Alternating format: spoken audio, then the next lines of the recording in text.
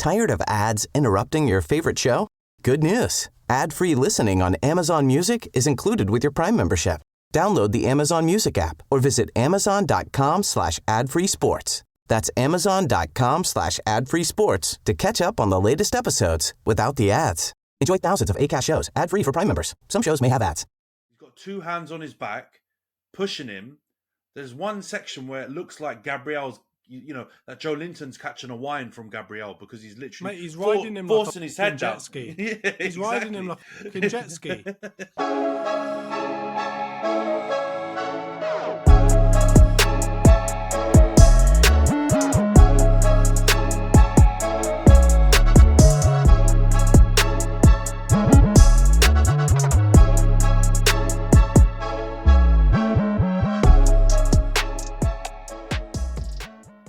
Hi everyone, welcome back to the Social Media Derby.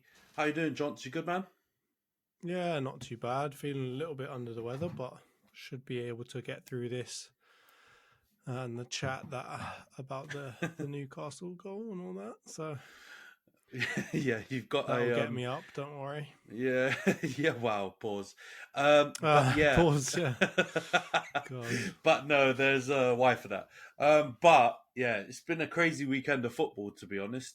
You may have caught your cold or whatever with what we did on the weekend. So we were very kindly invited by the Frank Sue Foundation, Alan Lau, who was on our very first podcast, to watch the Stoke City versus Cardiff City Championship fixture on Saturday and take part in some activities they had around Frank Sue's 90th anniversary of his debut for Stoke City. So they did a really nice event on the Friday where the councillor for Stoke came and attended, as well as a bunch of other fans and members of the charity.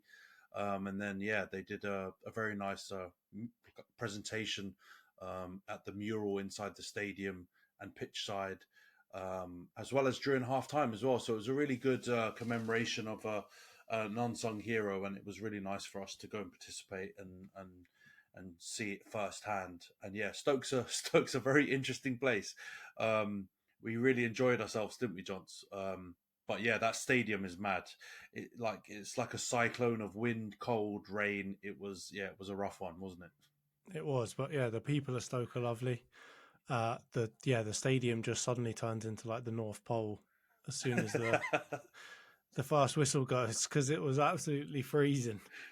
Yeah, literally, we were outside the stadium, and it's quite kind of like a little bit outside the city, in kind of like an industrial type zone. There's a bunch of car dealerships and stuff around it.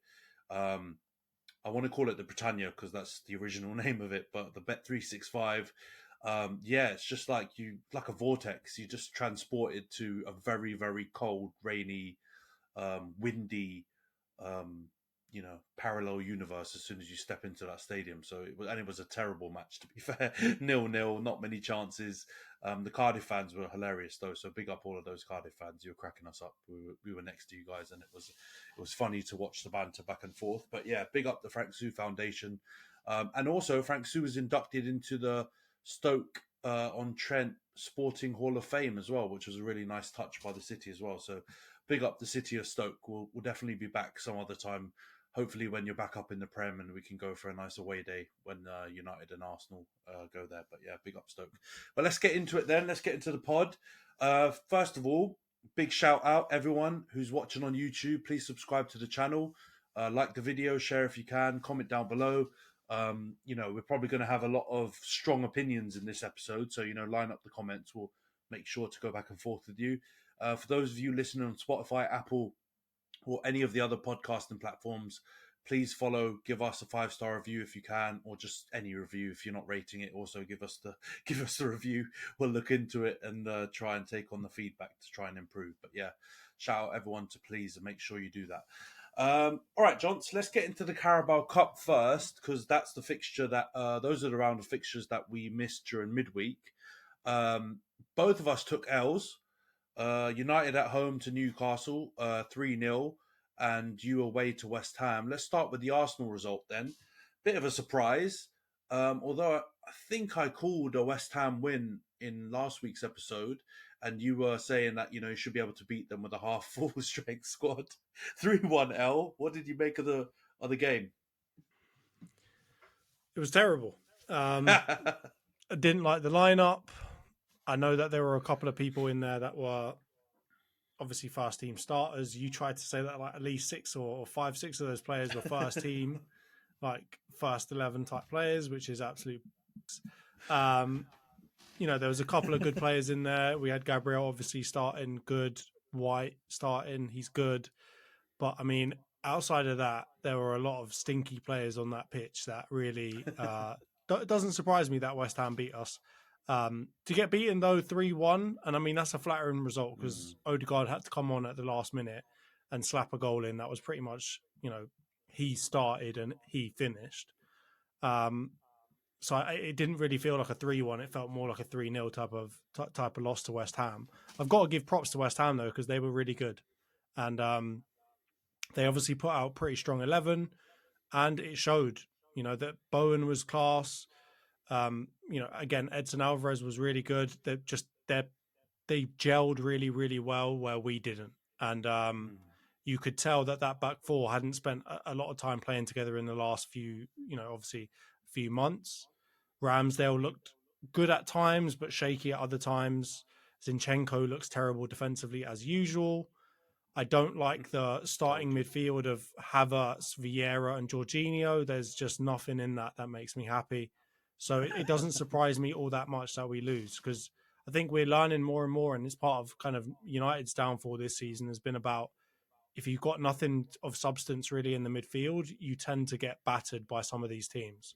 So, all-round terrible performance, all-round. I don't know if Arteta's trying to do it on purpose now. Is he just like sacking off the Carabao Cup every year? Just like, you know what, we'll get out of a competition, minimise the number of games we play. If he is doing that, then fair enough. I'd rather he go out of this than he goes out of the Champions League or the FA Cup or something else. But just all-round stinky performance from Arsenal, and West Ham deserved the place in the next round. Yeah, no, 100%, man. I mean, both the United, I think the Arsenal game was started half an hour earlier, didn't it? So I actually didn't know, and you were telling me about the goals going in while I was kind of watching the lead up to the United Newcastle game. But yeah, I was quite surprised actually how one-sided it was because you're right, the 3-1 scoreline makes it a little bit more respectable, but it was really last minute, literally last kick of the game, Odegaard goal. But West Ham dominated. But I mean, to be fair, you did put out a severely weakened team. West Ham played a very strong, if not the strongest team they could. I think someone who missed out on a shout out just now with what you said was Kudus was really good as well. Great finish. Turns Zinchenko in and out, which isn't that difficult, but he did it and battered the finishing. I will say I feel really bad for Ramsdale because I think he could have done better on the last 2 goals. Even with the first goal, I think he probably could do better with that as well. I mean, there's shouts of a foul on that one as well. Yeah, that's true. I think he was a bit hard done by it. It was more of Ben White's mistake, I think, that led to the foul and then goal, but no VAR. Which you would hope would have intervened on that one if it was in, but there's no guarantee these days. But yeah, I think the shuffling around the goalies has screwed him over. He definitely looked decent at times, but he could do better on all the goals, to be honest. Foul or no foul. I think a confident Ramsdale would have kept out the other, at least the third goal definitely would have gone in. Maybe the second goal, he was a bit blindsided, but I still reckon the top form Ramsdale could have potentially saved it or, pushed it onto the post or get it, away from the goal. But yeah, all in all, I think you deserve to go out. West Ham definitely wanted it more. And yeah, maybe it is a bigger fish to fry situation with Arteta. And, the Haribo Cup is the lowest of all the cups available. So it's not, the worst situation to get knocked out. Let's go on to United. 3-0 defeat at home to Newcastle. We were absolutely stinky, abysmal. Like, we lost to a team that had about 7 fullbacks, no strikers. A guy had come back from about 18 months off with a severe knee injury or whatever, slotted into their back line as centre back and played amazing. So, that tells you how toothless we were. Honestly, that game was a complete nothing game. Newcastle Newcastle's rotation players wanted it more than us. And it felt like they owed us one, which is mad because they already battered us at St James's Park after the cup final last season. So, it was even as far as I'm aware, but still they wanted to stick it on us. And they did, man. The Newcastle fans were bantering us, just like the City fans had bantered us on the weekend. You could hear it on the telly, all the chants. That one hurt. Me and Jots, we were joking about it in Stoke, and it almost feels like the Newcastle one hurt more because of how much I personally hate them. But yeah, poor result. Home form well and truly out of the window. No one can even look to try and compare our home form from this year to last year. We just look really, really, really vulnerable at home.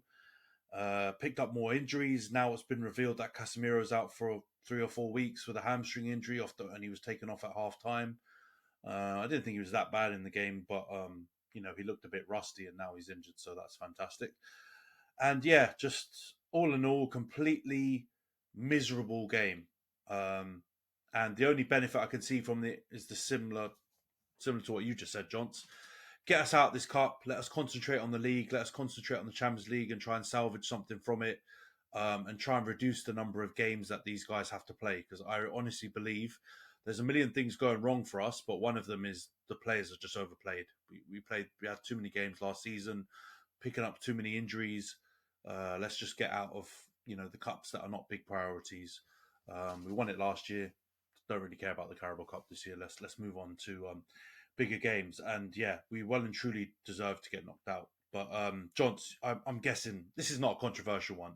Surely you agree, right? We were stinky. Oh yeah, no, you stank. But I think you kind of made a good point. It all comes down to who wants it more. And right now, there wasn't a whole ton of desire coming from that team. I think that the performance against Fulham was a little different, but against Newcastle, it still felt like you guys weren't really turning up for the manager. They weren't really turning up for the fans. And while they played 25 fullbacks in their squad or whatever, but they all seem like they're like born and bred kind of to be Newcastle players and Newcastle fans. So there's like a lot of desire in that team. And I think against us on the weekend as well, it showed there's a lot of desire. Everyone's given absolutely 110% for that team. They come off the pitch at the end absolutely knackered in comparison to some other teams and some other players that aren't really doing that for you. And so even if your talent level is lower, if you're given 100% of your talent, whereas everyone else is given like 60, 70% of theirs, you're probably going to lose. So I think, they just wanted it more. And you guys you just seemed off it again. Yeah, completely poor. And I mean, Newcastle, bloody hell. If they win this Carabao Cup, they will have had one of the hardest runs ever. The complete opposite to us last season. They faced City at St James's, beaten them, placed us at Old Trafford, which the aura around that is like a hard game, even if we're paying absolutely pants. And now they've got Chelsea away, which again looks on paper hard, but Chelsea are absolutely smelly and are about to get pumped by Tottenham in about an hour's time. So, might end up being an easy one for them. But certainly, if you look at it on paper, you go, wow. Well, if you look at it in 10 years, everyone's going to be like, wow, that was a great run. Little do they know that 2 of those teams were absolutely stinky. Exactly. It's going to look fantastic. Imagine they play at Liverpool in the final and they win. It'll be like, my God, they literally battered all the best teams in the league, or like the historic teams in the last 20, 30, 40 years to win that title. So, and I do agree. I think Gary Neville said it on comms. For once, I actually agree with him. And he said the thing missing for Newcastle now is the piece of silverware. I think that will really accelerate now their progression into being one of the top teams, because I think they're proving they've got it. They've got something about them. Even if I don't enjoy their football, and every time I see Newcastle's on telly, I'm like, oh my God, is there another match to watch instead? Because it's boring. But they're obviously headed towards bigger things, aren't they? We know they're going to keep improving, and the trophy might be the one thing they need to really be the launch pad. So yeah, let's hope they don't get it. Let's move on to the league. So, Johns, talking of Newcastle, Arsenal lose 1-0 at St James's Park on Sunday. Or was it Saturday, actually, afternoon or evening? We were driving back from Stoke, watching it in a service station. Crazy game. So many contentious decisions. But what did you make of it, first of all? It wasn't a great game. I mean, like, there was a bit of argy-bargy. I like that. I like to see that in today's Newcastle game, right? Typical Newcastle, but also apparently typical Kai Havertz against Newcastle.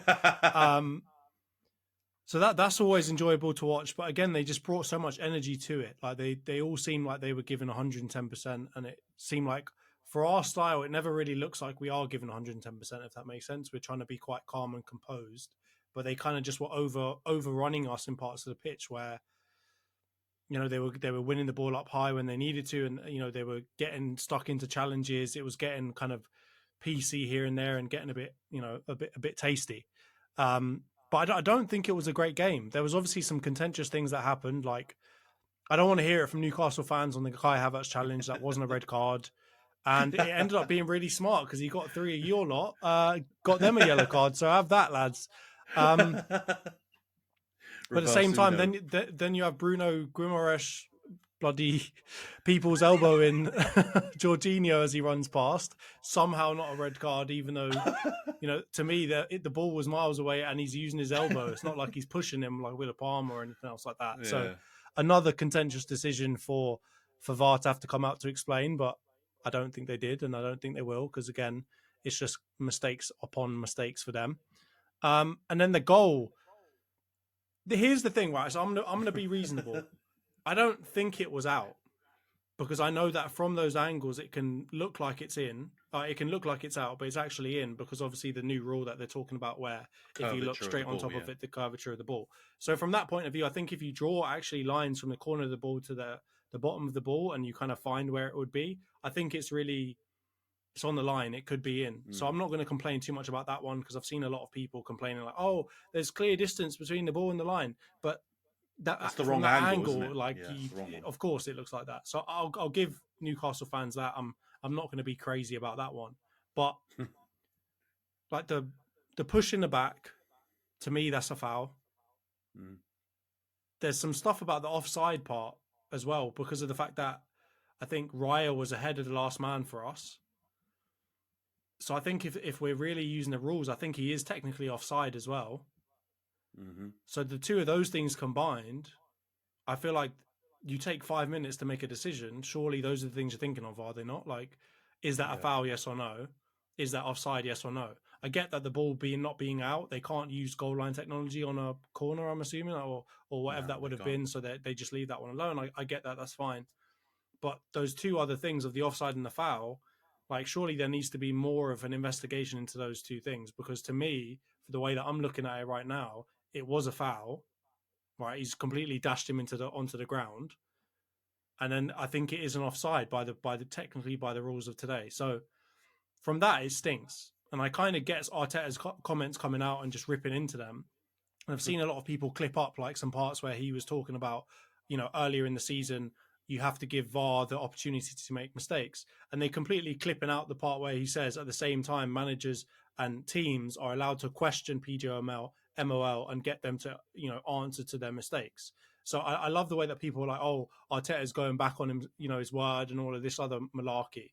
But at the same time, they're just like conveniently finding clips of where he says one thing just to support their agenda, right? Because it's Arsenal now.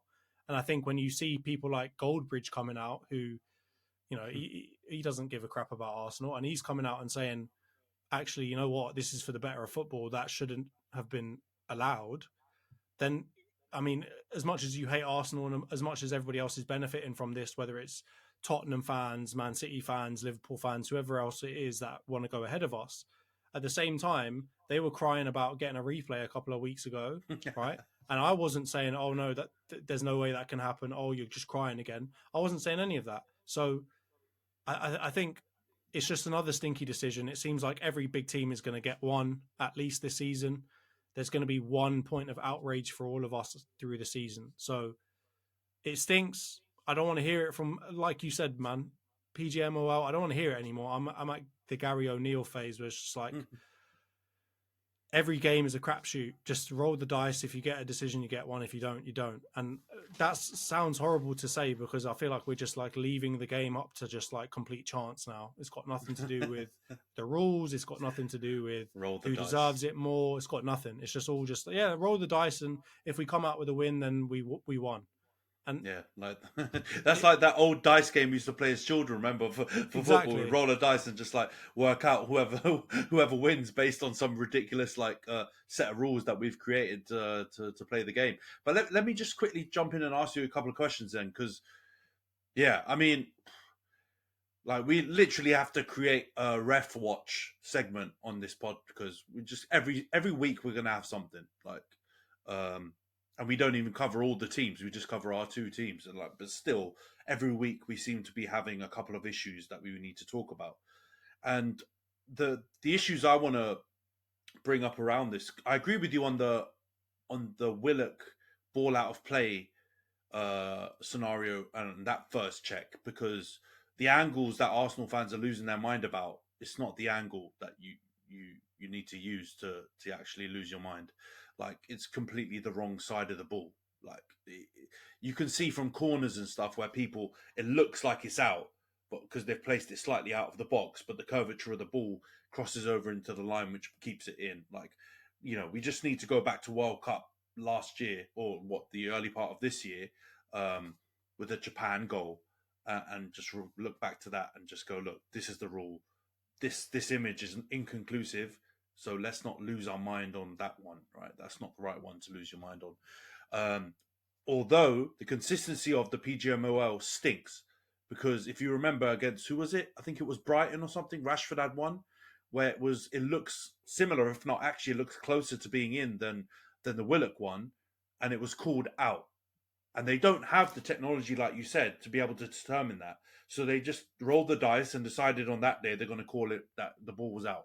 Which stinks. So I'm not crying it like, the treatment's different for us, but like, where's the consistency? It's absolutely ludicrous. That was only like 3 or 4 weeks ago.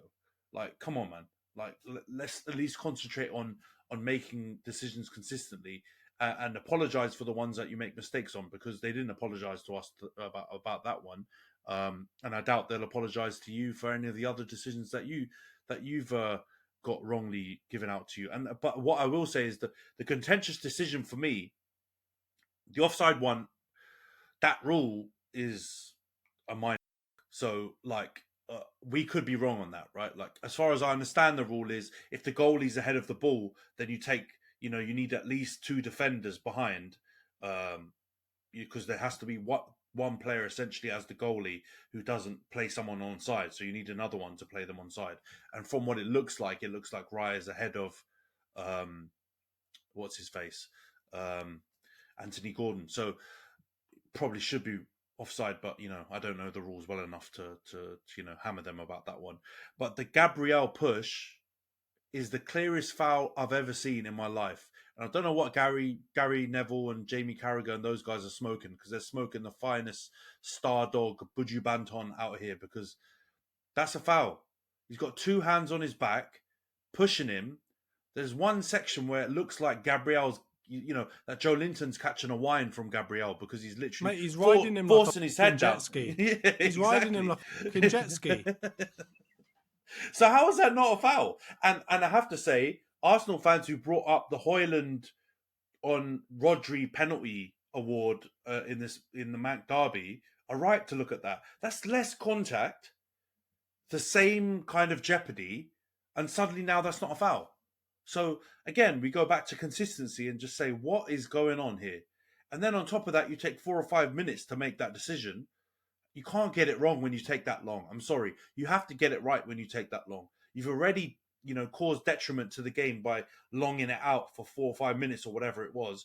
You absolutely have to get that decision right. So I really don't know what Gary Neville and Jamie Carragher are talking about when they're waffling about that's not a foul. Oh, it's happened to me, so trust me, it's not a foul. That's a 50-50. But no, I'm sorry. Nearly every single challenge Joe Linton makes is a foul, because he's an absolute fucking thug, to be honest. And all he does is just like chop people. Now, don't get me wrong, he's like got a set of lungs on him, and he moves around the pitch really, really well. And the fact that he's like managed to salvage a good career at Newcastle after his start, you give him massive props. But he's not a player with finesse, right? You'll agree with me on that. He's pretty rough around the edges. And it's clear that he's just completely shoved Gabriel and forced him basically away from the ball and, make that mistake. So that's a clear and obvious mistake. And to me, that goal should not have stood. So, I'm not an Arsenal fan, and I'm just as pissed as any fan watching that, because the referees are just ruining it now. Like, it's just, they've ruined it already, as Gary O'Neill said, and we talked about last week. So, yeah, let's get on to another question I want to ask you around the Arteta outburst, because what did he call it? The buzzword? It's a disgrace. He kept saying over and over again. It's embarrassing. Embarrassing. It's a disgrace. It's a disgrace. That's also split people's opinions. So you've seen some people back him, which, to be honest, I back him. I'll be livid if that happened to me. But certain other people in the football media space have said that his behaviour was embarrassing. I think Ben Foster said something along those lines. Michael Owen definitely did. I think he tweeted about it. I don't know why he's getting involved, but he said that as well. What's your take on it? Do you think Arteta was justified in losing his mind after the match, or do you think he was not behaving his best? Well, did he smash plates on the ground and go nuts? Like, what about coming out and being angry about a bad decision is embarrassing? If Pep came out and did it, he's a genius, he's well within his rights to do so, blah, blah, blah, blah, blah, and all you lot are going to suck his cock again, right? If Klopp comes out and does it, people are like, the idea of a replay is a bit ridiculous. But it's Klopp, we're not going to, attack his character. But when it's Arteta, or Ten Hag for that matter, it's embarrassing, he's making a mockery, blah, blah, blah. It's just the same old that comes out of a lot of media people's mouths, right? Because they don't necessarily fully agree that it was that egregious of a decision, they're saying that it's an embarrassment that he comes out and says that the refereeing standard is crap. And what is incorrect about his statement? Right? Like, it is a disgrace. We've said it multiple times on this podcast, not including that game, that the PGMOL and the way that they've been dealing with decisions and the amount of mistakes they've been making have been a disgrace. Right? We've said this is the best league in the world, right? According to a lot of people. And the standard of refereeing is poor. The standard of refereeing, you literally could go down your local Sunday league team and probably find a better referee than you've got right now in the Premier League. So what about calling them lot a disgrace is embarrassing? Gary O'Neill says, I don't want to talk to them lot anymore. Is that embarrassing? No, because he shows some passion and some fury in, his speech when he's talking about them. That's now embarrassing. I don't get where people have tried to just create this narrative and then jump on it, and what they're using to differentiate this from so many other manager outbursts that have happened in the past. It just, to me, it screams of an agenda. I don't know what the agenda is. I don't know where it comes from or what, because I don't remember Arteta really getting on the media previously. I don't remember him being hated by everybody. I thought a lot of people were, had a relatively decent opinion of him, or they were kind of neutral. But to me, this feels like it was bloody Joey Barton that's come out and said something. Everyone bloody is jumping on him so quickly. I'm like, what is the agenda here, and when did everybody get to hate Arteta this much? So I'm a bit confused by where all of that has come out. But in my mind, it's not a disgrace. His outburst is not embarrassing. He's coming out and defending his players. He's doing it again in a match where we've had multiple decisions that were a bit stinky, right? Like the Bruno one not being a red card. Again, that's another stinky decision, right? You've got a lot of problems in this match. And I think he's well within his rights to come out after the game, where we've now lost to somebody that we were going to be in and around or in and amongst at the kind of top part of the table, in a pretty crucial game that we needed to win to keep up with Tottenham and with Man City and with Liverpool, who seem to be on really good runs, right? So I don't get where the embarrassing part of it is. Maybe you've got a different viewpoint here, but the last thing I'll say on that is Michael Owen, you can't call anyone embarrassing. Your punditry is embarrassing. All you do, you're basically just closed captions, aren't you? You just say what is happening on the screen without interjecting any opinion. So you're an embarrassment. Jog on. Yeah, no, I agree with you, man. I think the Arteta agenda's been running for a while because remember all the stuff about the rules about how managers and coaches can behave on the touchline. A lot of people attributed to those decisions to the way Arteta was behaving, and he was overzealous and over theatrical with his reactions to in-game decisions and scenarios, etc. And I thought that was a bit harsh, to be honest, because you can't tell me Pep's not doing that, Klopp's not doing that. A bunch of other managers are not doing that on the sidelines. I mean, Eddie Howe and his stupid little fake tanned minion, they do that better than anyone else. So, yeah, to be honest, it sounds like I'm sticking another knife in Newcastle, and yes, I am because I hate them. But it's completely unfair that you could say Arteta was the reason behind it. So I think there is something running there. I agree with you. There's something with Ten Hag as well. That doesn't mean they don't make mistakes, by the way. Arteta has made mistakes. Ten Hag has definitely made mistakes. I can attest to that. But there's definitely something going on where they do something, the mainstream media disagrees with them, and they go in big, and they really, really try and make it a much bigger scenario than it is. And I don't know if I think it's this Ramsdale thing too. Maybe. All of the English pundits are coming out like, "Oh, you did our boy Ramsdale wrong, so now we're going to come out at you." I feel like that's probably got a part to play in it too. Yeah, no, and that's got a correlation with Ten Hag too. Look at what Ten Hag's done to Harry Maguire, our beloved Harry Maguire, boy from Sheffield, one of us. I had to get a Maguire rant in there somewhere. That's also another weekly segment. So, yeah, maybe that's something to do with it. They don't take kindly to how Arteta and Ten Hag have treated some of the England regulars because they want the national team to win. And I get it. I get how you could be sensitive about that, but at least try and cover it a bit. Like Mikel Owen, shut up, mate. You stink. I never want to see you on my screen again. Like, I don't want to see your daughter in Love Island. I don't want to see you. Just get out of the limelight. You've had your 15 minutes of fame. You were a good player when you were in your career, but you're a terrible pundit. You're a terrible host on that referee segment that you do with Howard Webb. All in all, just get off the TV, mate. Enjoy your retirement. Go and gamble on horses. And yeah, I don't want to see you ever again, or hear you. Even worse. That's even worse than seeing you. So yeah, he's not the one to come out and start hammering Arteta on being embarrassing because, yeah, his punditry is embarrassing, as you said. So I think it's just absolutely rubbish, and it's just a way to hammer him. And also, don't forget, he was up against Eddie Howe, who's another English media darling. They want the English managers to do well, and all this. All of this is all. It's all. There's all correlation there. There's like Newcastle are a very English team still in a lot of their kind of core. It still stinks to me, and I definitely think there's something else going on. I think the broadcasters must have a group chat where they're all just like, yeah, we're going to get on Arteta, because I've seen even YouTube channels that are affiliated with either Sky Sports or a different broadcaster jumping on the back of it too, trying to act like they're all kind of unbiased and we're just a fan channel kind of discussing what happens in football. But it's this, you just see the same. It's like someone has gone on Chat GPT and said, give me 100 titles of videos about Arteta being wrong, and then they just spat all of them out, and every single one of them is just there.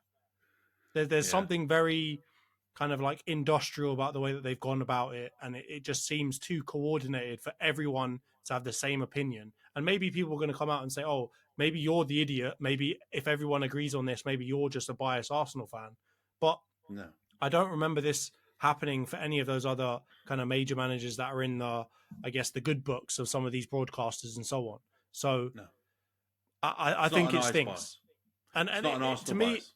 Exactly. And to be honest, the worst thing about it is the decisions in the game, they were bad, but they're not the worst I've seen this season. Right, I've seen worse.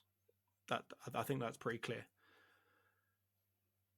Arteta coming out and saying some of this stuff, as he probably is well within his rights to do, seems to be now the major talking point of the whole game.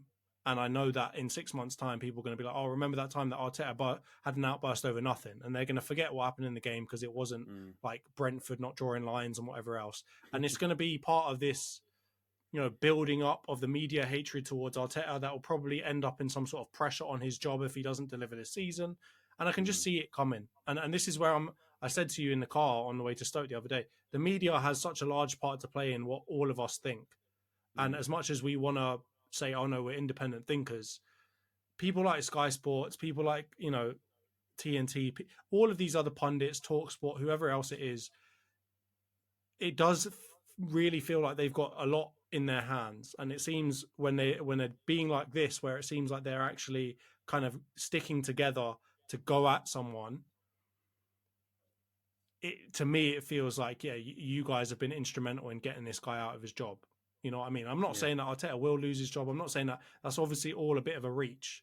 But there's something really sinister about what is happening in the media, particularly in regards to this kind of this Arteta stuff. I hear you, and just stinks, man. It infiltrates you as much as you can be anti-media or like try and fight against it. At some point, you're going to agree with them, and that's the straw that breaks the camel's back. And then your perception of them starts to change, and then you become more susceptible to taking on some of their other thoughts and agendas, which is the danger of it. And yeah, I hear you. There's definitely something going on, and it's basically, as we've said, it's absolutely so. Now, I want to get into the other question, which probably is a bit of a. I've probably gone a bit early on it, but with the 2 defeats in a week now, and I know you and a bunch of other Arsenal mate fans, have basically not been inspired by the performances so far this season. Really, do you think there's something wrong? And how do you think Arteta can get you playing somewhat similarly to last year? And is that even possible? Like now that you've kind of tweaked the playing staff and the formation and stuff. I mean, there is something wrong because we're not performing as well as we could be, right? And I think that's what's most disappointing to Arsenal fans, is that our performances have not. It's not that they haven't been good; they just haven't been to the standard that we expect.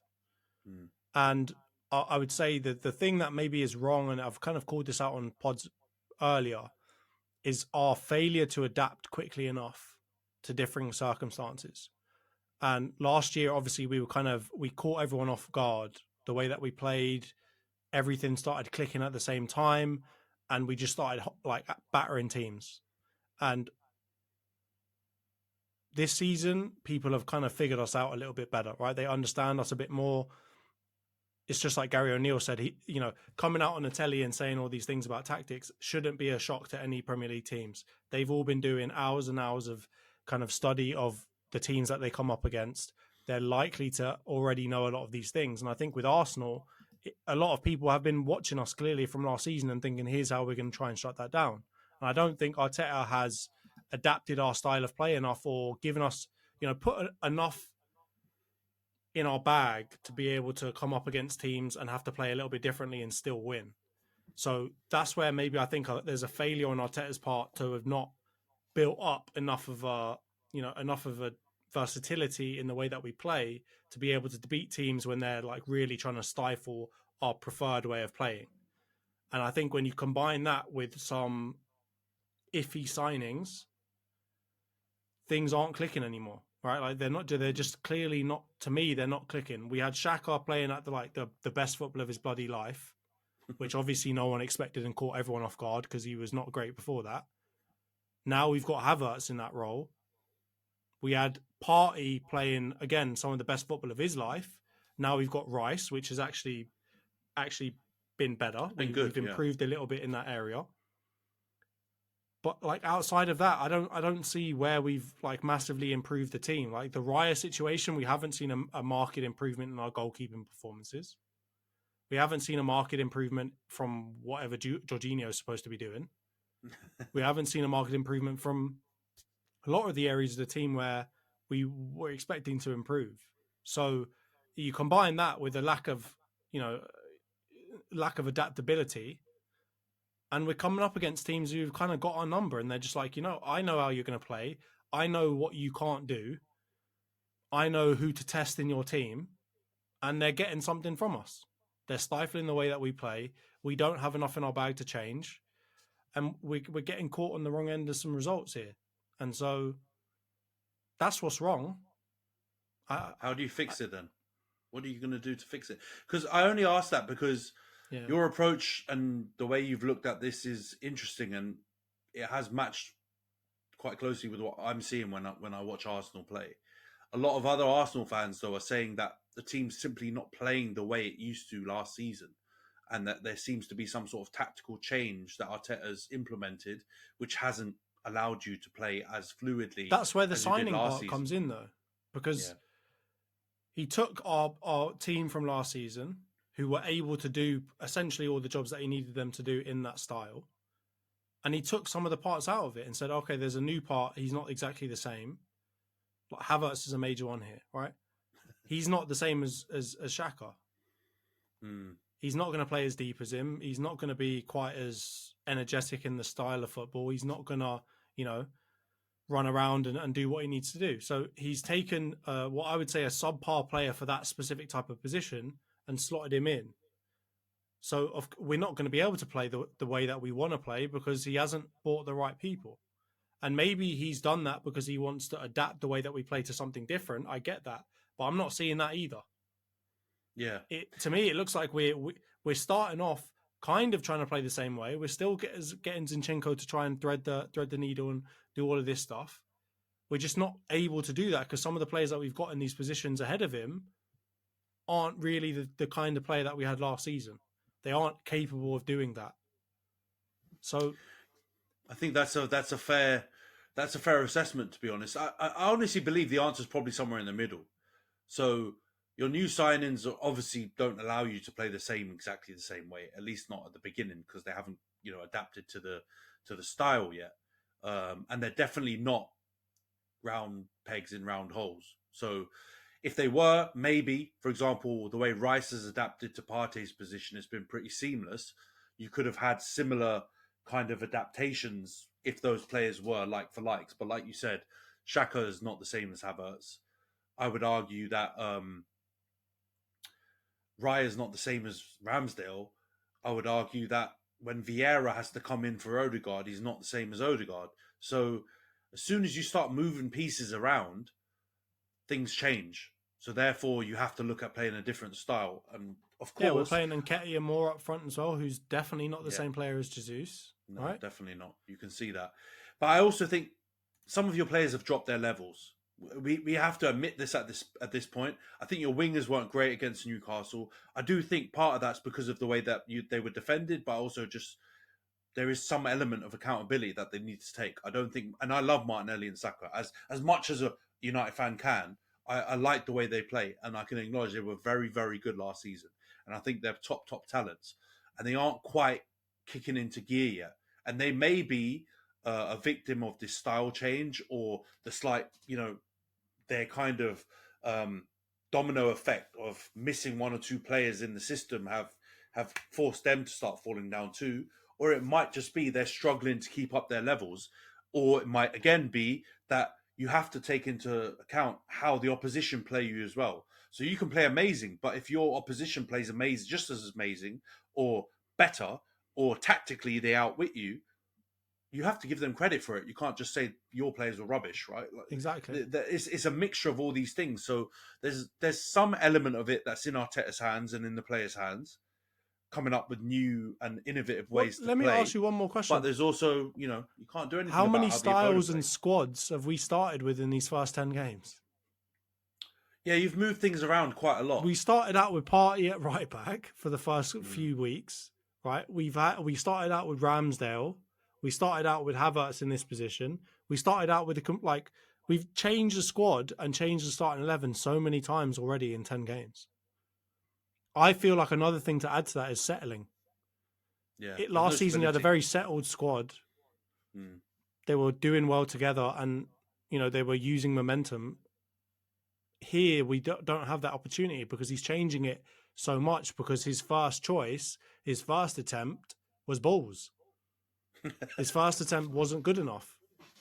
Right. Yeah, and obviously, 100%. Julian Timber getting injured really early as well has probably put him in a back foot type position. But we've seen far too many variations of the squad already.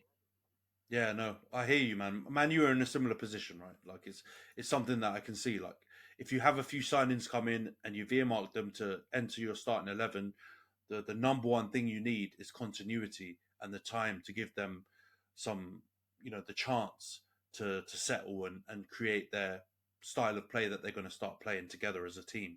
And if you don't, if they're injured, suspended, whatever, it's just going to make that process and that, that time that you need to get to where you want to get to longer and more drawn out. And I think that's what's happening. And it's actually, really good that you guys have been managed to pick up as many points as you have, despite some of the performances, despite some of these troubles that you've been facing. Because obviously United, I compared our situation to Arsenal in some ways when it comes to the injuries and swapping all the players. But we've lost a lot of games, so that's how it could have gone, and you guys have avoided that. So I guess you've got to look at it in some sort of positive and just hope things start clicking. Arteta starts making some big calls and they go right, and you face some opponents who don't get a game plan 100% on point. Because I do think there is an element of that with Newcastle. We can't go too big on Arsenal's performance because Newcastle, as much as I cuss them all the time, they're a good team. So and St James is hard. So, I know that. So anything can happen, really.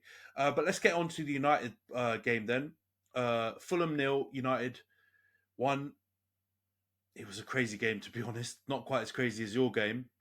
But it was kind of a weird one because there was a lot of action in the first 15, 20 minutes. A lot of action in the last, 10, 15 minutes. And the middle was kind of a bit there. Like Onana made some decent saves, but none of them were, You know what I've realised? I'm gonna call this out. Yeah, Onana is 100% a camera highlight goalie because none of the saves he actually makes are that hard. Like the majority of them are right at him, but he does something to push them out high or push them wide, or he does some sort of he does some sort of star He's got jump apparently save. a different technique to a lot of other goalies in how he dives. Apparently, his lead leg closest collapses in, so he kind of just goes from his standing leg down straight to the ground. Apparently, it allows him to get down to the ground quicker than other goalies, because other goalies might take a step with their lead leg first and then try and jump at it, but he just dives straight at it. So you know what I mean? Like he's goes so unorthodox from standing position to honestly. He just tips over. Honestly, he's one of the most unorthodox goalies I've ever seen in my life. And he's just so bloody all over the shop. I mean, I'm happy and thankful for, the form he's found in the last few games, because he has, despite all of that, what I've just said, he's looked a lot more stable than he had in the first 7-8 games that we saw of him in the season. But still, he's one of those goalies that's just going to make you laugh and smile every time you see him. If he's, on one hand, he's dropping clangers and the rivals will love it. On the other hand, he's making all of these saves, which are completely routine, look like, he's just done, the bloody Valderrama save or something like that, and he hasn't. So, it was interesting. He made some saves in that middle boring period of the game. And then the last 10, 15 minutes, things started to happen, and we managed to get the Bruno goal in injury time. I was standing with you, Johnson, a bunch of other guests in the Stoke City, the Bet365 Stadium concourse, giving it a king get in and celebrating in front of the Stoke fans, because I literally didn't give a shit. We needed to win that game. And I feel like we got screwed at that beginning part. And I know we've got different points of view on the McTominay goal and it being disallowed, but it always goes back to consistency. It always goes back to what the hell these refs are doing and how they come into the decisions more than the actual decisions themselves. So for that one, I kind of understand what they're saying when they say he's in that zone where the ball is dropping. So therefore, him just being there, some people believe he's interfering with play, or he's part of the play. The fact that it doesn't go, or he touches it, or, the ball actually continues to move on a little bit further away from him, I believe means that he's not really done anything to that goal. I know you can make your argument and you've got a different point of view on it, but I think it was the wrong call, and I think that goal should have stood. All in all, I'm not going to go absolutely big on it because we still won. So, hold that, PGMOL. Take that, you bastards. We got the win anyway. But, and I saw some stat, and I'm not going to cry a river and say, the conspiracy theories things. But so far, based on VAR, we've had the most decisions go against us this season of all the Prem teams. And this one wasn't the worst. Like you mentioned in the Newcastle game, there's other ones that have been worse that you guys have suffered, and we've definitely suffered some worse ones, like the Rashford one against Brighton I told you about. The Garnacho Romero one still gives me nightmares. But this one wasn't the worst, but I still believe it wasn't the right call. But yeah, share with the pod and the listeners what you think of it, because I know you don't agree. Well, I think your point that you made at the time was right. So my viewpoint is, if you are interfering with play in the fact that you are drawing a defender to you instead of going to the person at the ball that the ball actually ends up at, then you are interfering with play. And so I'm of the belief that if you're running far ahead of like play and no one's chasing after you, then fine, it's not an offside. But if you're in contention for the ball, even if it's not necessarily coming to you, but if you're looking like you're going up for it and then defender says, oh crap, he's going to go up for it, so I'm going to go after him, then you're interfering with play. And I know the PGMOL haven't really implemented this rule, and I don't know what their stance is on it, but there was obviously times earlier with Man City where, headers were getting fired at goal. The guy is quite clearly taking the goalkeeper's eye line away from the ball and away from where the ball's going to go, and last minute jumps out of the way, and apparently it's a goal, which I think stank at the time. And I was a pretty vocal person against that whole decision. And in this case, I'm the same. I think Maguire draws the back post defender. There's only one defender there. He draws the back post defender away from Garnacho towards him. He obviously misses the ball. The defender obviously misses the ball too, but it leaves Garnacho open to cross it across the face of the goal to McTominay. So I'm in two minds here, because I'm thinking the rule should be, I think for fairness' sake, that should be offside, but so should the one for Man City and all the other ones that have happened so far this year and last year. But at the same time, I think if you haven't implemented it against City and against all these other teams, then you shouldn't really implement it here either, even though I think it's technically offside. So that's where I'm kind of stuck in two minds. And obviously it's United, so I like to see you guys unhappy. But I'm in this weird limbo position. And again, it's because of the PGMOL, because you guys stink so much. You're literally making it difficult for fans to even choose a side. Like, I'm stuck here between what's right and what you guys are doing. And like, you're putting everyone in such a difficult position of like what the rule should be, and then what the rule should be based off of your stupid bloody implementation of it over the last 18 months. Yeah, no. And I get it. When we saw that goal in the pub before we went to the stadium to watch the Stoke game, and we saw that goal happen in real time, that was your argument, and I do kind of understand it. But I would even say that it's slightly different than the Rodri one, because that subjective offside call with the Rodri one at least has, I believe anyway, some clauses based on if you're in the eyesight of the goalie and obstructing their view, even if you aren't necessarily touching the ball, you're interfering with play, and that's an offside, right? Whereas we are just guessing that the reason why this has been called offside is because of what I just said. Like, the ball was dropped in that general area and Maguire was taking the defender away, and therefore he's interfering with the play. But I don't believe that's in the fucking rule book, man. I really don't believe that's in the rule book. And from what didn't they come out and call it like subjective offside? Yeah. That's what I was just going to say. Like, the commentators called it out, and because they can obviously hear the convos happening in Stockley Park between VAR and the on-pitch officials. They were like, they've decided to call it offside based on a subjective offside. So what the fuck are we doing anymore? Because as far as I know, offside was supposed to be something that's clear-cut. It's either on or offside.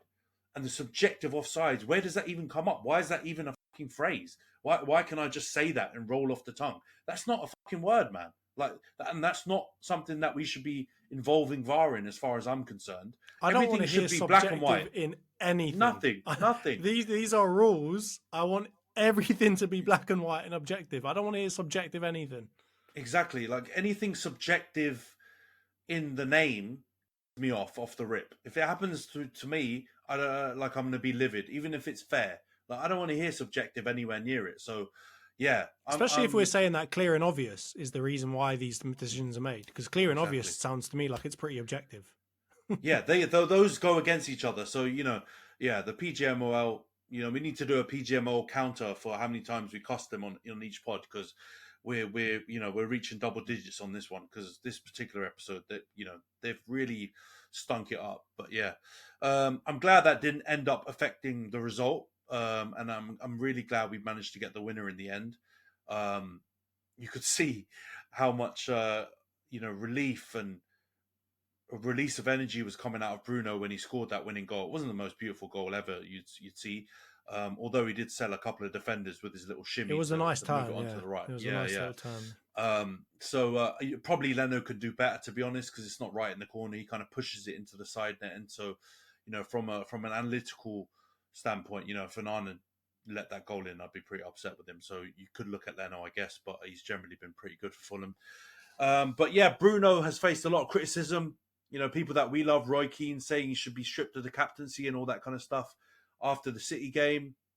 For him to get that goal, makes me happy, because as much as, he's been playing poorly and maybe he's not the perfect captain ever, he's still one of our better players. Like, we can't deny that. He's not perfect. He's not as good as some Man U fans maybe make out, but he's definitely not one of our worst players, and he's definitely one of our better players. And the fact that he is the captain, as lauded is, as lauded as one of our two best players, and that's a criticism. It's not his fault. We should have better players around him so that he's not being considered our lifesaver. But in this case, he was. So big him up for that. It really means a lot. We really needed that win. We needed it, and he came up big for us. So big up Bruno. Well, I mean, on that point, that last-minute winner kind of feels like a turning point. And we've probably gone over this a bunch of times, and every time you guys win, I ask you the same question. But does that feel like a turning point? Like, for you guys to get that last-minute winner in a game where, maybe, again, you had a decision go against you. The fact that it's Bruno as well to come out and get that winner when everyone's been shouting about him being a crap captain, me included, by the way. Does it feel like there's anything has changed? Do you feel like momentum's on your side now, or do you still feel like the problems are the problems and we're going to have a hard time of it this season anyway? I mean, this one feels a bit more like a turning point than, for example, the Sheffield United McSauce goals, because at least the way Bruno scored the goal, I mean, it was a little bit jammy. Like, the ball bounced around a few times and then it, reached him. But at least it was a decent bit of quality from him to score the goal. Whereas I believe the Scott McTominay ones were just like, hoof it in the bloody box and let's just pray that someone, hits off someone's ass and goes in the goal. So that's not really the way we want to play, right? Well, you hope that's not Ten Hag's style of play for going forward. So it feels a bit more of a turning point than that. But yeah, you're not going to reel me in. This is not a turning point for United. I'm not going to make any kind of claim about it at this point. We need to get a good 3 or 4 more wins with better performances on the trot before I even consider muttering those words out of my mouth. I still believe this season is going to be really hard for us. And like I said, I think if we finish 6th, 5th, 4th would probably be a miracle at this point. I wouldn't put any of those things past us, because somehow, in times gone by, we've managed to do those kind of those finishes even while playing uninspiring football. But this season, you look at that top 4, and I know Liverpool got a draw. I know you guys lost. City obviously spanked Bournemouth, but we'll see how Tottenham do against Chelsea. But generally, that current top 4 are doing really well. And I think there was some stats saying at this point in previous seasons, we've never seen a top 4 with this many points before. So that tells you how hard the task is to get in the top 4 for a team like United, who are so erratic. So I'd need to see a long run of wins, or at least draws, and kind of a bit of an unbeaten run before I even think the tide is turning at any point. So yeah, I'm not gonna jump early on that one, to be honest. I think it was a good win, one that we deserved, even if we weren't great. But yeah, I'm not gonna jump on the turning point part, to be honest. I think we've still got a lot of work to do for sure. Definitely. Well, I mean, as you said, right, you are an erratic team, and I think this leads me to my next point, which is a funny little tweet that I saw on my timeline earlier today, or an X, I should call it, from the United stand, talking about Rashford's future being in doubt at United. And what do you know? Man like Marcus Rashford himself, feeding the children and all that, comes out and replies, stop spreading malicious rumours. That's that. You know, didn't even give him the finger, didn't give him any kind of F words, nothing.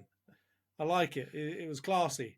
What did you make of that whole debacle, and what do you think the media are going to come out and be saying tomorrow? I'm sure you're dreading all of the books that's going to come out off the back of this one, aren't you? Yeah, you know what? It's a really interesting one because I watched Goldbridge's response, well, whatever clip they posted on the United Stand response to Rashford's reply to their stream with the clickbaity image and title and everything. And I've never seen them, more waffle in my life. And we crack up to some things Mark Goldbridge does. He tends to be quite hilarious. Although, character-wise, there are a lot of different judgments out there in the sports media space. There tends when a lot of people are saying the same thing, you tend to look at that person and say, why are all these people saying you're a cunt? Probably some truth in there, right? So there's some claims around him. I'm not going to go big on the Forest fan stuff because I think that's rubbish, but the way he does business, the way he approaches things, I think there's a lot to be left to the imagination. And I think he has definitely made some errors in his ways. But this one is something that I have to admit is definitely starting to piss me off, and probably one of the reasons why I don't watch as much of their content anymore. And it's this turn to clickbait titles and clickbait images and going over the top on certain issues or certain things when there's no need to, and causing a massive stir and some instability in the fan base, which, to be honest, when we're playing this shit, we need to be united in calling it out. We don't need to be all fractured and talking shit to each other and fighting with our bloody star players on Twitter. Like, it's ridiculous. And the thing that he was saying about how I'm a big Rashford fan, but he needs to concentrate on playing on the field. He's been shit and blah, blah, blah, blah, blah, and proceed to, cuss him out. What does that have to do with the point Rashford or whoever on Rashford's team was making by replying to his tweet? Rashford's point is 100% valid. Don't create unnecessary rumours, right? He's dealing with enough. We've talked about it offline. There's things going on in his personal life. He's broken up with his childhood sweetheart. He's obviously going through a bit of change in his life. His performances haven't been that good this season. He's made a few mistakes, like going out and celebrating his birthday after getting spanked in the Manchester derby. Probably not one of his finest decisions. He doesn't need you starting to chat shit about him on your big platform with almost 2 million fans and subscribers, where you're calling into doubt his future at the club. He's just signed like a 5-year deal. He's not going anywhere, mate. Ten Hag loves him. Even if he's playing shit, Ten Hag still plays him and says, I'm going to keep playing him until he starts playing well. He literally saved our asses last season. It was Rashford and Inshallah last season, right? So let's not go around acting like anything about his future's in doubt. Does he maybe deserve to be dropped? Probably. Has his performance has been bad? Yeah, hell yeah. I've definitely been going, fucking hell, Rashi, what you doing there, mate? But none of that has to do with what he's calling out in his response to your tweet, which is completely valid. Stop creating this bullshit rumours around something that's never going to happen just to get some fucking views, right? Like, we don't have hardly any views, hardly any subscribers. We still literally just say what we think and don't create clickbaity type titles. We've considered it. We've talked about it a lot of times because we say some egregious, outrageous stuff on this podcast from time to time, most of the time me, but we still don't do it. Like, so what the hell are you doing? It's irresponsible at this point, to be honest. And as much as there's some parts of this PR United that we've become that I really, really hate, this is one thing I'll fully back Rashford, despite his poor performances, because it has nothing to do with that. He's well in his rights to say, Goldbridge, fucking do one, you stupid twat. Don't spread lies about me. And I agree with him. He's completely right. And the way that Goldbridge responded is, it just proves like what people have said about this fan base and how some people, their heads are so big and up their own asses that they can't take critique or criticism. Stop making clickbait titles. Critique people's form, fair dues. But don't do that. And if people call you out, you can, as Tigo did on Filthy Fellas last week, eventually say my bad. You don't have to just be saving face, all about your ego. You shouldn't have an ego. You're just a fan, mate. You're nothing special. Well, this is the problem I want to call out. He's not just a fan anymore, and he can't keep saying we're just a fan, we represent the fans, because actually, if you do represent the fans and you want what's best for the club and all this other stuff that they usually spout before they say something egregious, you should be thinking of the long-term consequences of the content that you make. And while I agree that there should be unbiased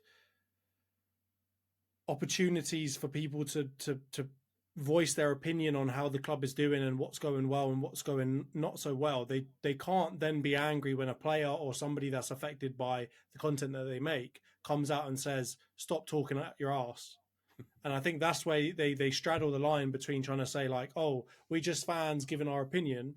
No, you're not anymore though. Like, you've got millions of subscribers, you've got millions of fans that listen to the stuff you say, you've got media outlets that take your content and repurpose it and take rumors out of it for other reasons, right, and other types of content that they want to make. At that point, you're not just a fan anymore. You're not having conversations down the pub anymore. You're having conversations with a million, 2 million, 3 million people at a time, and you have to report responsibly. And this is where the whole like BBC, Sky Sports, all of these other things, they have a code that they have to stick to, like a journalistic code, to say, this is what I agree I will and will not do.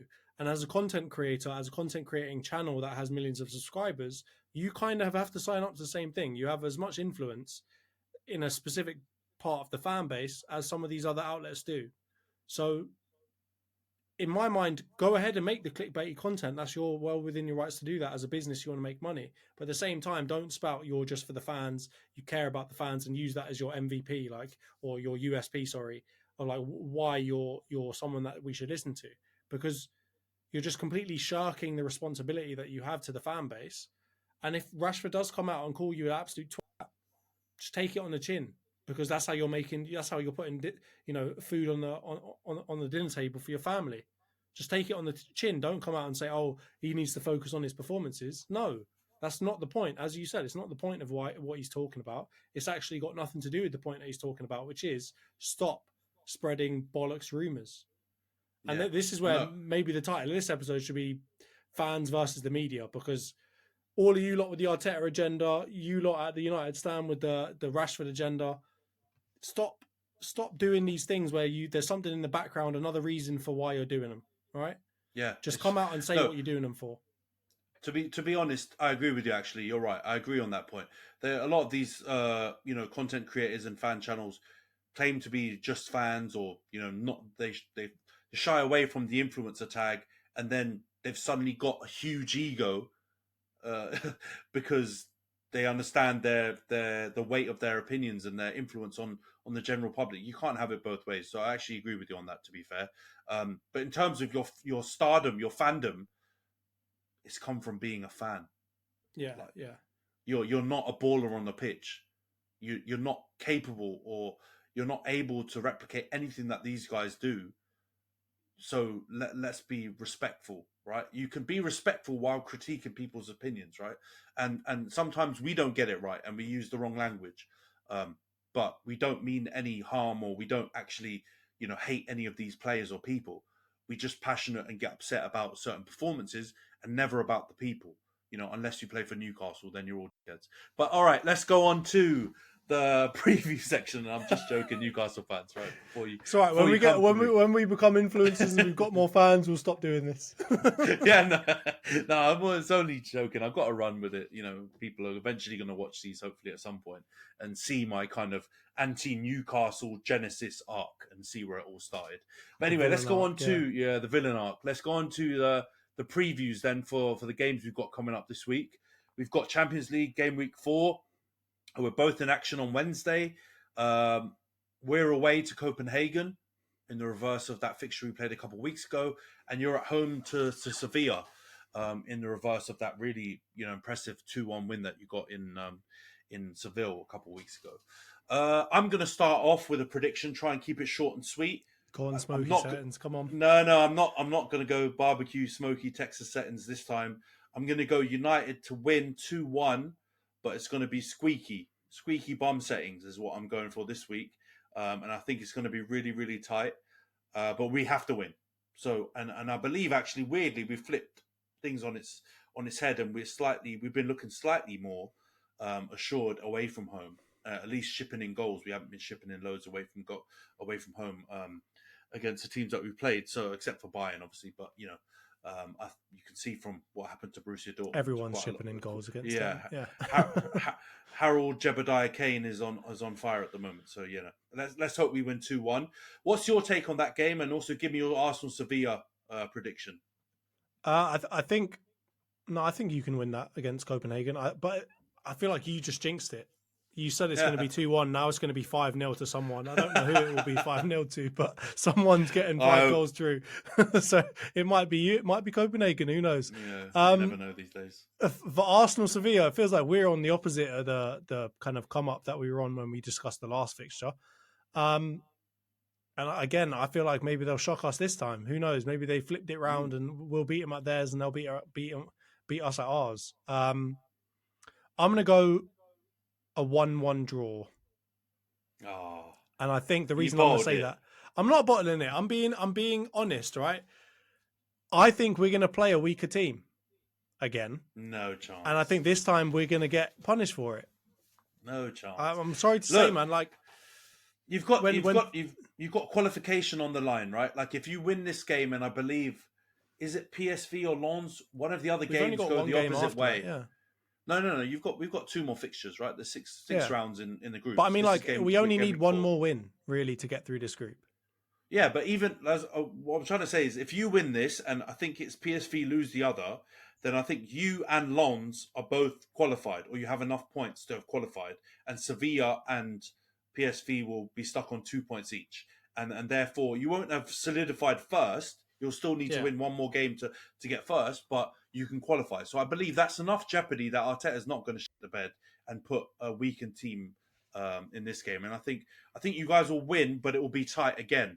And I think it'll be probably closer and tighter than the away fixture was. But I'm going to go 2-1 Arsenal as well. I'm 2-1 FC this week on the Champions League games. I think you'll win it and you'll get through the group, which will be good because you kind of made a bit of a meal of it, more than you needed to, considering you had basically a Europa League group and Champions League. You're playing flipping Copenhagen. You're talking about who are the other teams? They won't even get into Europa League. They'll be with West Ham in the whatever that bollocks is that they play. Copenhagen are handy, man. Don't disrespect them. Well, we got Bayern, so let's be real. Yeah, one good team, great. Okay, so I mean, I'm going 1-1. For you lot, I'm going 5-0 Copenhagen because suck on that, mate. Scumbag. I'm going to be wrong with both my predictions, clearly. Hopefully. Yeah, that stinks. But I think, I think the reason why I'm saying all of this is because I think we only need one win left. And I think we won't make it that easy for ourselves to say, let's just get this win. And then next week we'll, or the next couple of game weeks, we'll just put out a crap team. I think that Arteta likes to do it like this, where he's going to be like, you know what, we've got a little bit of runway. We need a win in the Premier League. We've just come off the back of a couple of losses. Keep it easy in Sevilla, and then at Burnley we'll smash them. Yeah, tricky. I believe it will go the other way around. So let's get into that then, because you've got. I think we're both playing on Saturday. Which, by the way, can I just say, what the fuck are the Premier League doing? If we're playing on Wednesday, why the fuck have they put us on Saturday? Put us on Sunday, man. Why? This is what gets my goat, man. I'm going to go on a last minute rant before we wrap this up. Other leagues try and help their teams in Europe. They move fixtures around to give them a bit more rest so that they can perform better in Europe, which obviously helps their league's coefficients and all of this stuff. It benefits the league, right? Why the hell does our league not give a shit about teams that play in Europe and just put fixtures on? I hate Liverpool, but didn't Liverpool get like a Thursday game and then they were on like midday on a Saturday or something like that? Like, come on, man. Why the fuck are we playing on Saturdays after playing Champions League on Wednesday? It just doesn't make sense. They need to sort that out, honestly. They've got to sort the schedule out so they can always have Newcastle on. They've clearly that's the way that they've done it. That's what it's based on. Stupid bloody Premier League, mate. We've got Luton at home, Premier League game week 11. They may as well just give up. They may as well just put the white flag up and just say, lads, you lot can have it. We can't say that. We can't say that. They did a great job. They got a point against Liverpool yesterday. Yeah. And they were bloody close to getting 3 points. Big up the boy Tahith Chong, Tahith. United legend. Big up the Chongy. You can't do that every single time, mate. You can't just be like, yeah, anybody that does anything that doesn't play for United anymore is now a Man United legend. Big up. He's gonna get a little thank you package from the United. I bet United are sending him a little something for getting that goal there. Big him up. But yeah, I hope we'll spank them, because despite that result, Luton Town are absolutely abysmal. So exactly. we should batter them. Our home form is very worrying, so I don't think it'll be as convincing as I would like it to be. But I think we'll win 3-1, and I believe this will be the game that Højlund breaks his Premier League drought, and breaks his duck in the Premier League and finally gets a goal, because he's what, 0010 or whatever now. He needs to score a goal, mate. He's struggling in terms of in front of goal. We need to get some goals, so I think we'll win that 3-1. What about you? What do you think about our game, and then also the Arsenal-Burnley game? 3-0 Arsenal-Burnley is what I'm going for. Man United-Luton, I think you're right. They'll get a goal, because it is United after all. But I agree. I think I'm going to go 3-1 as well. I think you'll beat Luton. It's easy to get goals past them, unless your name's Liverpool. So yeah, I think you'll beat him 3-1 and we'll win 3-0. Have that Vincent company, mate. Yeah, Burnley, man, they're kind of going under the radar low key, because everyone loves Vinny Company, and we do as well, despite the City links. And we want to see a black manager do well in the league as well, because we need to see more of them. But they are stinking it up, man. They keep losing, and they keep playing the same way. And I heard someone say that they've spoken to their chairman, and the idea was that Burnley are going to somehow hit form in, over the winter period and come strong in the second half of the season. They might be cut adrift by then. This is honestly one of the craziest tactics I've seen from a club, to just keep playing like. And what's the thinking behind it? Is it just like in winter everyone's going to be like cold and just let Burnley beat them? Like what's going to change away in the way that everyone else plays and in the way that Burnley plays to mean that is true? Because I think so it leans the other way. It doesn't look like anyone. Yeah, it doesn't look like anyone's like afraid of Burnley. They're all just going there and absolutely trouncing them. Yeah, I think it leans the other way, man. I think during those winter months, the people that just play the most economical, direct football tend to benefit the most. And the people that are trying to play all this, fancy smancy type of football are going to struggle. And so, I don't know. Maybe there's some credence in the whole idea. If you've got the ball, you've got the other team working more than you do, which is fair. And Burnley do have a lot of possession. So maybe that's the thinking behind it. But they can't finish the dinner. You can have the ball for 90% of the game if you want, but if you're not going to score anything, what's the point? You're just tiring yourself out too. Yeah, they're starving. So I think you will beat them, and I actually believe you'll play a weakened squad in this game. So I don't think you'll absolutely hammer them, but it could be like what was it? Your Arsenal Sheffield United. It could be a 5-0 like that, even with a slightly weakened team. To be honest, I think it could go that way, but I don't think I'm going to be that bold on this one. I'm going to call it 3-0 as well. I'm gonna join you on that prediction. I think you're probably right. I mean, that's a lot of wins for us, mate. I hope these all come true, because we need them. Who would have thought it? Two biased fans think that the team's going to win. We're going to win. Yeah, exactly. Everyone else is we're going to win. But no, anyway, jokes aside, we're going to wrap up the pod here. Thanks a lot for coming on, Jonts. I know you're feeling under the weather, so big up your MVP for this week's pod for pulling yourself out of bed and jumping on the pod. Again, want to shout out Frank Sue Foundation for inviting us to the Stoke Frank Sue commemoration over the weekend. Those guys are doing a really, really good job. So make sure you guys go and check out their social channels, go to their website, donate if you can. They're a really good cause, and Alan Now's a top guy as well. So try and support him if you can. But yeah, big up, Jonts. Thanks for joining, and thanks for tuning in this week's episode. Thank you, everybody. Big shout out to Frank Sue, but the opposite of a shout out to the PGMOL. Yeah, take that, you bastards. See you guys later. Cheers.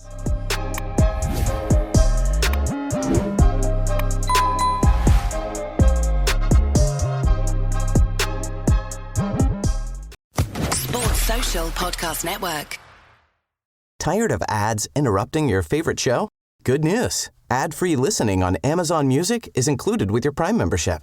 Download the Amazon Music app or visit amazon.com/ad-free sports. That's amazon.com/ad-free sports to catch up on the latest episodes without the ads. Enjoy thousands of Acast shows ad-free for Prime members. Some shows may have ads.